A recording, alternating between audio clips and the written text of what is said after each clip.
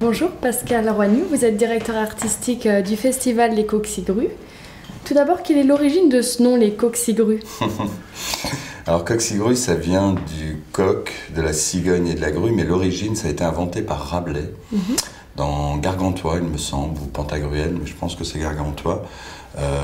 C'est une chimère, ça n'existe pas, c'est un animal imaginaire et burlesque. Voilà, donc le terme exact, donc une chimère aussi. Ça a été utilisé parce qu'on le retrouve dans Harry Potter, dans les livres. Je crois que c'est la chouette de Ron, le copain d'Harry Potter. On l'a retrouvé, nous, à la base, quand j'ai créé les Coqcigrues, en fait, il y avait une pub qui passait à ce moment-là pour Lactel, je crois, enfin, bon, faut peut-être pas donner la marque, mais pour le lait, et c'était toute une famille au petit déjeuner, et le père qui disait, oui, mais c'est une chimère, en parlant de quelque chose, et tout, et la petite fille qui disait, mais non, papa, c'est pas une chimère, c'est une coqcigrue. Et voilà, pour prouver qu'en buvant du lait, on était intelligent. En tout cas, donc, voilà. Et moi, ça m'a, voilà, coq, cigogne, grue, il y avait le côté un peu nomade qui se promenait de cet oiseau, en plus imaginaire. Puis ça me plaisait bien d'avoir un nom comme ça, la Coqcigrue, on va au Coqcigrues, qu'est-ce que c'est? Enfin voilà, ça appelait l'attention. Depuis combien de temps existe ce festival? On est dans la 9e, en 2014, on attaque la 9e édition. Donc ça fait 9 ans, en gros, qu'on existe. Quel est le concept de ce festival? L'idée au départ, c'était vraiment de pallier aux dimanches moroses d'hiver où on ne sait pas quoi faire. Spécialement, peut-être pas spécialement, je pense que c'était toutes les villes de province, c'est-à-dire le dimanche. On se promenait à Rennes, moi, mes enfants, enfin... Et c'était mort il y a 9 ans avant qu'on commence. Maintenant c'est plus mort parce qu'on existe, mais ça reste quand même, voilà. Et l'idée c'était aussi de faire rire, de faire sortir les familles, de faire découvrir un lieu du patrimoine. Au départ on a commencé, c'était que Rennes Métropole.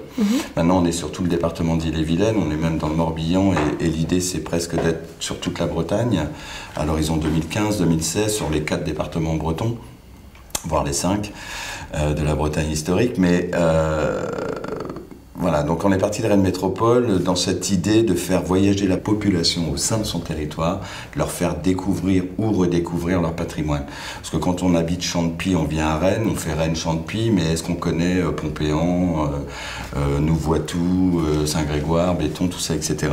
Donc l'idée c'était vraiment de les faire circuler et de leur faire découvrir leur territoire, leur agglomération. Maintenant, c'est de leur faire découvrir leur département et bientôt toute la région Bretagne, mais toujours avec cette idée de tourisme de proximité et aussi de pallier, comme je disais, à ces dimanches moroses, de rire, de sortir en famille, de découvrir donc ces lieux à travers des spectacles plutôt burlesques, d'humour, l'humour sur toutes ses formes, pour rigoler et voilà, oublier que demain c'est lundi, qu'on reprend l'école ou le travail.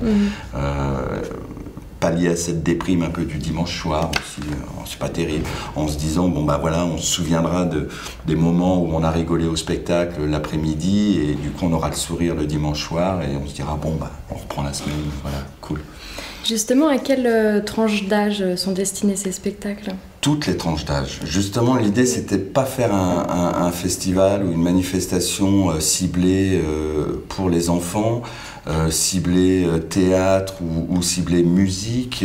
C'est vraiment le spectacle vivant sous toutes ses formes. La ligne conductrice, la ligne artistique, on va dire, c'est le burlesque, c'est l'humour, comme j'ai dit. Voilà, mais ça peut être un spectacle humour musical, clownesque, déjanté, théâtral, évidemment. Enfin voilà, on est sur toutes ces formes de spectacles vivants. Le conte, le cirque très présent, les arts de la rue, enfin voilà. C'est dans la diversité un petit peu que les Coqcigrues sont construits, ont fait leur spécificité par rapport au spectacle vivant. Voilà. Quelle est la particularité de la programmation de cette année? Y a-t-il des temps forts? Ah oui, mais chaque année il y a des temps forts. Dans la programmation, il y a des coups de cœur, mais c'est difficile de dire ça, c'est toujours difficile parce qu'ils sont tous... J'aime tous les spectacles, évidemment, je les ai choisis, mais il n'y a pas un dimanche Après, il y a peut-être le côté des coups de cœur dans le sens, on réaccueille justement la première édition, on avait les Chiches Capon. 9 ans après, ils reviennent avec leur nouvelle création. Ils ont grandi aussi, on a grandi, donc c'est un peu les retrouvailles. Donc voilà, c'est peut-être un coup de cœur à ce niveau-là. Mais ça ne veut pas dire que le spectacle est mieux que celui du dimanche d'après ou des choses comme ça. Il y a un autre coup de cœur, un très grand coup de cœur, c'est Concerto pour deux clowns, qu'on a déjà accueilli en 2013, qu'on réaccueille en 2014, parce que j'adore ce spectacle. Je le conseille vraiment à plein de monde. C'est tout public et c'est vraiment extraordinaire. C'est la compagnie des Rois Vagabonds. C'est un spectacle que j'aime beaucoup. Sinon, on a Magic Meeting. Voilà. Oui. Ça, on adore les Donc Magic ça, c'est une première cette année à Rennes. C'est une première à Rennes. Le public devient acteur et visite la ville. C'est exactement ça. Voilà, comment c'est ça exactement se passe ça. exactement? Alors, c'est une visite burlesque participative du centre historique de Rennes. C'est-à-dire qu'on va partir de la place de la mairie, donc de la mairie, et on se promène dans le centre, on fournit des casques aux spectateurs acteurs, pour le coup, puisqu'ils vont avoir une bande sonore, une bande audio pendant 1 heure, qui va leur raconter la ville de Rennes, enfin le centre historique, avec ses anecdotes et son histoire, bon, un petit peu décalée, et de façon très burlesque, et qui leur demande de participer. Donc ils vont se mettre à danser, à chanter, à faire de l'air guitare, en passant par plein de moments comme ça. Ça peut être juste se gratter l'oreille. Enfin, voilà. L'idée, c'est qu'ils participent et qu'ils soient acteurs de cette balade, de cette visite un peu du centre historique de Rennes. Donc c'est sur tout un week-end. C'est le week-end premier tour des municipales parce que ce sera le week-end du 22 et 23 mars. Il y a plusieurs séances, plusieurs départs, et c'est quelque chose d'assez extraordinaire. Donc on aura tous un petit signe, une petite cape rouge, enfin, et avec ces casques, en plus il y a un côté, on est désinhibé, enfin, on a l'impression d'être dans notre monde, on entend cette voix, et avec la musique, tout ça, etc., et on se lâche facilement, puisqu'on est un peu seul, et en même temps on est entouré parce que tout le monde fait un peu la même chose. Donc on y va et on passe un très très bon moment. Enfin, on l'a déjà fait à Lorient, c'est des gros succès, à Angers, à Vannes.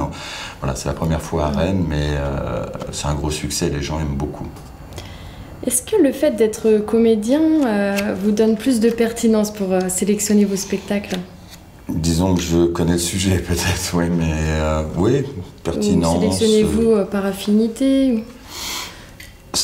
Moi, je pars du principe que si j'aime ce spectacle, en fait, j'ai envie de le faire découvrir au maximum de gens. J'ai envie de partager, en fait, le bon moment que j'ai passé. Donc, quand j'ai vu les spectacles, je les vois pratiquement tous. Et j'ai aimé. Donc, je me dis, il faut que ce soit dans les Coqs-Cigrues. Il faut que je partage ce moment, en fait, avec le maximum de monde. Voilà. Donc, Et ça marche, ça marche. Et je pense que c'est quand on parle avec son cœur, enfin voilà, moi je parle avec mon cœur sur la programmation, j'aime ce spectacle, j'ai envie de le faire partager, je le vends.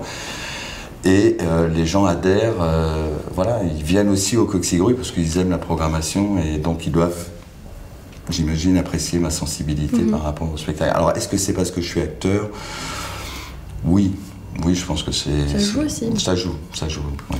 Par exemple, Cuche et Barbeza, connus plutôt pour leur capacité d'autodérision, c'est un immanquable. C'est un immanquable. Ouais. J'en ai pas parlé, mais c'est tous les dimanches, c'est immanquable. Mais Cuche et Barbeza, je les ai découverts l'année dernière à Cesson. C'est pour ça qu'ils reviennent à Cesson. Ils étaient dans un temps fort à Cesson, alors qu'ils faisaient qu'un petit sketch, une apparition, on va dire, sur scène, parce que c'était lors d'un cabaret de Michel Guigon, qui avait une carte blanche un peu à Cesson-Sévigné. Donc elle les a fait venir, ils ont joué une demi-heure, on va dire, dans son cabaret, en fait, et pendant une demi-heure, je n'ai pas arrêté de rire, j'ai trouvé ça mais extraordinaire, voilà, et totalement dans l'autodérision, dans un humour. Alors ils sont suisses, alors il y avait un côté peut-être humour suisse ou je sais pas, mais c'est aussi un peu cet humour à la Deschamps, Jérôme Deschamps, je sais pas si vous connaissez, mais voilà, il y a les gestes qui s'emportent, voilà, on se laisse, il se laisse dépasser un peu et ça devient très burlesque, très clownesque, et j'aime beaucoup, enfin moi j'ai ri énormément en 2013 donc à Cesson avec eux. Et avec Carole Lardou, donc la directrice des affaires culturelles de Cesson, on a pensé les remettre dans la programmation des Coqcigrues et les remettre à Cesson, parce qu'ils ont eu un tel succès à Cesson, on s'est dit, bon, il faut qu'ils reviennent à Cesson avec leur spectacle en entier, donc Cuche et Barbeza font des bêtises, ils sont 3 d'ailleurs, parce qu'ils ont un acolyte pour ce spectacle, et c'est vraiment à ne pas louper, ça sera le 23 février à Cesson. D'accord. Un peu sur le même principe que Magic Meeting, on va bien se marrer, une visite guidée de façon ludique. Oui, on va bien se marrer. Le public devient acteur. Est-ce que vous pensez attirer un public plus large en utilisant l'humour pour commenter un site historique?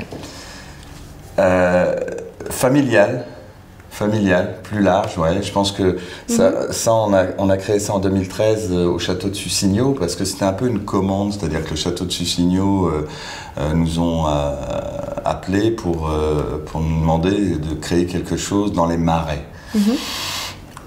C'est un espace sensible, préservé, naturel. Les marais du domaine de Sussigno, ça appartient au CG 56, enfin, Conseil général du Morbihan, comme le château d'ailleurs, qui est une propriété départementale. Donc ils nous ont demandé, pour peut-être, oui, attirer ce public familial et faire connaître ces marais. Et nous, tout de suite, oui, on est parti sur le principe du Magic Meeting en se disant on va distribuer ces casques, mais on va aller au-delà de la bande sonore, on va faire plus, on va mettre 2 comédiens. Donc, qui vont faire des guides et qui vont accompagner donc, ces spectateurs et qui vont parler en direct dans des micros. Tout de suite, les gens auront dans le casque. Donc il y a un côté là pour le coup, c'est pas une bande sonore, c'est vraiment on a ce côté comédien, spectacle vivant et en même temps on est dans une technique audio, de casque, micro, tout ça, etc. Mais ça, ce qui collait très bien avec le fait du guide, souvent un guide a un micro, enfin avec un haut-parleur s'il y a beaucoup de monde, tout ça, etc. Et donc on a créé On va bien se marrer. Un petit clin d'œil, voilà, et on part sur une balade dans les marais de Sussigno qui dure 1 heure, où on amène les gens, et avec ces comédiens qui interviennent, et donc il y a tout un truc entre eux, un côté un peu drague, tout ça, etc., qui fait rire aussi les gens. Mais c'est sérieux, c'est-à-dire que sur 1 heure, 90% des choses dites sont réelles et sont vraies. On parle de la faune, de la flore, des animaux vivant dans le marais, enfin... Tout de façon historique et véridique. On parle aussi évidemment du château de Sussigno, Chouchignou, qui était son premier nom. Enfin voilà. Alors après c'est vous êtes mon Chouchignou, Bertrand, parce que voilà ils ont un petit truc entre eux et tout qui fait rire les spectateurs. Et surtout c'est tout public. Donc on part vraiment avec les familles, les enfants, et ça plaît aux enfants. On les fait danser aussi quand on arrive sur la plage après avoir traversé les marais, le bal perdu. Enfin. Il y a ce côté aussi ludique, participatif, et les enfants adorent ça. Donc et les parents aussi, mais voilà, on a su capter un peu le côté enfant, qui souvent dans les visites, un enfant, enfin voilà, quand on lui dit ouais, le château a été construit en 1887, l'enfant au bout de 2 minutes, il décroche, il regarde ailleurs, il joue avec quelque chose, il n'écoute pas vraiment. Tandis que là, il écoute, il apprend, et en plus il s'éclate, il rigole, quoi. Donc c'est principe Magic Meeting, mais c'est plus vivant, c'est plus avec des comédiens, alors que le Magic Meeting, il n'y a pas de comédiens, c'est vraiment, on distribue les casques et on lance la bande et on y va, quoi. Voilà. Et on rejoue, donc du coup, On va bien se marrer, la création aura lieu encore en 2014, parce que ça a vraiment été un succès, et on s'est dit, pourquoi pas la faire sur plusieurs années dans ces marais. On aime beaucoup, en plus, les Coqcigrues aiment beaucoup le château de Sussigno. Est-ce que vous pouvez nous parler du monde Diplodocus? En fait, ça allie concert et une projection vidéo, c'est ça? C'est original. Et c'est projection vidéo, mais c'est pas une projection de vidéo, c'est-à-dire que c'est une projection de vidéo animée. C'est-à-dire qu'il y a, il y a une comédienne, c'est une comédienne qui joue ce petit dinosaure, enfant et tout, qui se promène. Donc on voit une image d'un dinosaure en dessin animé un peu, mais c'est la comédienne qui l'active à l'arrière de l'écran. Donc on la voit pas, qui a tous des capteurs, tout ça, etc. Et un micro qui chante et qui bouge derrière l'écran, donc est filmé. Au lieu de la voir elle, on voit. Voilà, c'est un peu le dessin animé en 3D, là, enfin comme ils font maintenant, là, où, quand il y a des films, vous voyez, où il y a un écran vert derrière, et puis ça apparaît, enfin voilà. C'est un peu ce principe, et c'est musical, puisque les musiciens sont sur scène, donc c'est pour ça que ça sera joué aussi à la Nouvelle Vague à Saint-Malo, qui est un lieu de concert, anciennement Omnibus. Voilà, Nouvelle Vague, ça sera le 9 février à Saint-Malo, et c'est vraiment tout public, c'est à partir de 3-4 ans, c'est vraiment public, enfant, familial, par excellence. Pour les plus petits, il y a la compagnie Trois Valoches. Vous pouvez nous en parler davantage? Ouais, la valse des petits carreaux, on démarre avec eux le premier dimanche. Le principe des Coxigrues, ça a toujours été justement pour qu'il y en ait pour toute la famille, pour tout le monde. Je ne veux pas vouloir être... voilà, mais l'idée c'était qu'il y en ait pour toute la famille, que ce soit les parents, que ce soit le grand, l'aîné ou le cadet, ils aient quelque chose pour eux qui leur convient, qui va pour eux. Donc c'est pour ça qu'il y avait une double proposition par dimanche, 2 spectacles, un spectacle pour les tout petits et un spectacle pour les plus grands, dit tout public. C'est-à-dire pour moi, le spectacle il doit aller de, on va dire, de 1 à 6 ans ou de 2 à 7. Le spectacle pour les tout petits, et l'autre c'est de 7 ou 8 à 107 ou 108 ans, quoi, on va dire. Mais ça doit aussi bien, le spectacle tout public doit plaire, pour moi, vraiment, aussi bien aux parents donc, ou aux grands-parents, parce que c'est vraiment intergénérationnel aussi, les Coxigrues. Donc et ça doit plaire aux grands comme aux grands enfants de 8 ans, 9 ans, 10 ans, 12 ans. Enfin, voilà, ça doit leur plaire. Ce qui permet aussi aux familles, quand on a un enfant de 10 ans et l'autre qui a que 5 ans, celui de 10 ans, il ne veut pas aller voir le spectacle pour les bébés, pour son petit frère ou sa petite soeur. Ah, j'ai pour 5 ans, j'ai les bébés. Donc il va avec papa voir le spectacle pour les grands ou maman. Et le petit va avec maman ou papa au spectacle pour les tout petits, puisque c'est à la même heure, dans 2 salles adjacentes, sur le même site. Donc c'est en même temps. Et voilà, donc il y en a pour tout le monde. Et l'idée, c'était aussi de visiter avant les spectacles le site dans lequel les Coxigrues se nichent pour le dimanche. Et justement, pourquoi choisir des sites historiques ou bien insolites pour tourner ces spectacles? J'aime bien, c'est des décors naturels, c'était vraiment aussi voilà, dans cette optique de faire voyager la population et de leur faire découvrir leur patrimoine. Bon, c'est important, et le patrimoine, c'est vaste, il y a le patrimoine religieux, prestigieux, les châteaux contemporains. Enfin, l'idée, c'était vraiment de faire découvrir ces sites qui sont des décors naturels pratiquement, et à travers le spectacle, et qu'on passe un dimanche après-midi vraiment riche. C'est-à-dire que on visite, on apprend, on découvre ce lieu, on rigole, il y a les spectacles, il y a un goûter, il y a un atelier marionnette. En fait, on peut arriver vers 14h et repartir à 19h des Coxigrues. On aura passé vraiment un après-midi en famille, convivial, voilà, un temps de convivialité, et on aura appris et découvert plein de choses, que ce soit à travers les spectacles ou justement ces sites patrimoniaux. Et vous avez prévu aussi faire des coxi-jeux? Qu'est-ce que c'est? Des coxi-jeux. Parce qu'on est parti justement au départ sur les visites, parce qu'on est en partenariat avec l'Office de tourisme de Rennes, enfin, qui n'est plus maintenant Rennes Métropole, qui est destination Rennes, il me semble, enfin, ça vient de changer. Et donc il y avait les visites de 15h à 16h dans ces sites de Rennes Métropole où on se nichait avec les Coxigrues. Et souvent, voilà, les enfants, c'est une visite, on va dire, par un guide, c'est très bien, mais c'est pas forcément toujours adapté. Et donc on avait fait pendant ce temps-là un atelier coloriage, jeu, pour que les enfants puissent s'éclater avec ces ateliers pendant que les parents étaient à la visite, on va dire un peu officielle, historique du site. Et ça nous a donné l'idée, et puis petit à petit, après les années, on a fait des cocci-jeux, donc c'est des cahiers de jeux, jugeotes, astuces, et donc c'est des jeux pour les enfants, et c'est un petit cahier d'une trentaine de pages, de coloriage, de jeux, enfin voilà. Très bien, merci beaucoup Pascal Roignot. Merci à vous, à bientôt. À bientôt.